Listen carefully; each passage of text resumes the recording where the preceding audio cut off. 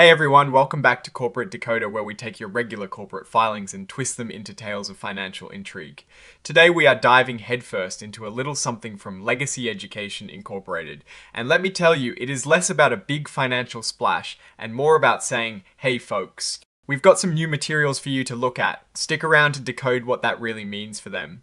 Before we start, if you appreciate getting straight insights from corporate documents and want to stay ahead of the curve, make sure you are subscribed. We also have a Discord community linked in the description below where you can chat with fellow number crunchers and get even more exclusive content. So here we have Legacy Education Incorporated, a company that sounds like it is all about learning and growing.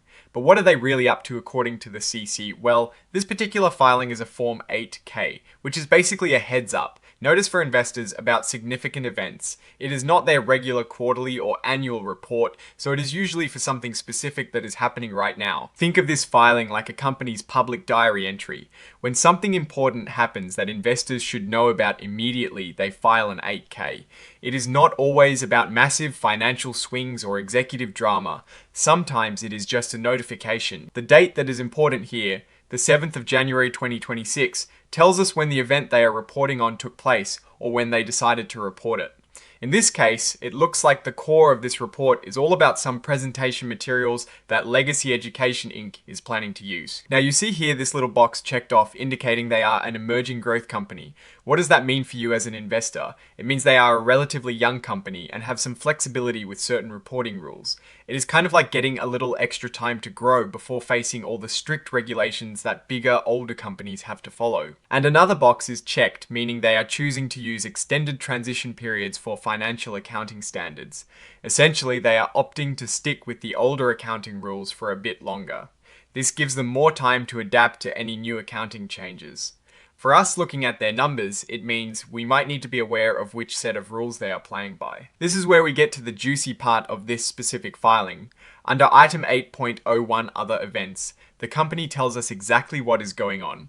They are releasing presentation materials. These are basically slideshows or documents that management will use to talk about the company's operations and how it is doing. So, what are these presentation materials? They are not revealing any huge new secrets or shocking financial data.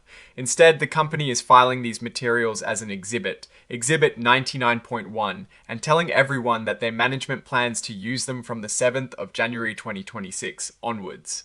It is like saying, hey, we're going to start talking about ourselves with these nice new slides. This sentence is a crucial piece of legalese. It means that while they might update these presentation materials later or might not, they are absolutely not promising to do so.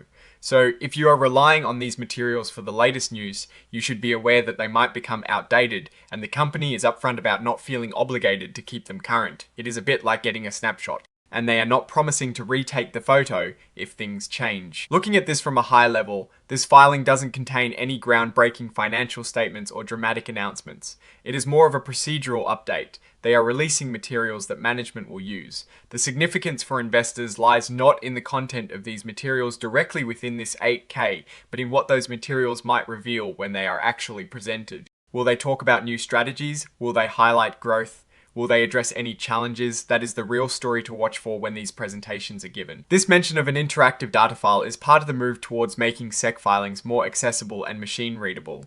It is designed to make it easier for computers to pull and analyze the data within the filing. For us decoding this, it just means the information is being presented in a more modern digital format. And here we see the signature of Leanne Roman, the Chief Executive Officer. Her signing this document means she is confirming that the information presented is accurate to the best of her knowledge. It is pretty standard procedure for official filings like this. Now, let's zoom out a bit. This filing for Legacy Education Incorporated is not a deep dive into their quarterly earnings. It is more of a heads up that they have prepared some new materials for their management to use in presentations. The true value of this filing for an investor or analyst is not in the filing itself, but in the future presentations where these materials will be used. It signals that they are actively planning to communicate their story and their performance to shareholders and stakeholders. What does this tell us about the company's direction? Well, it suggests that management is proactive in its communication strategy. They are getting ready to tell their story, and that usually means they have something they want to highlight. It could be positive results, a new initiative, or a strategic shift.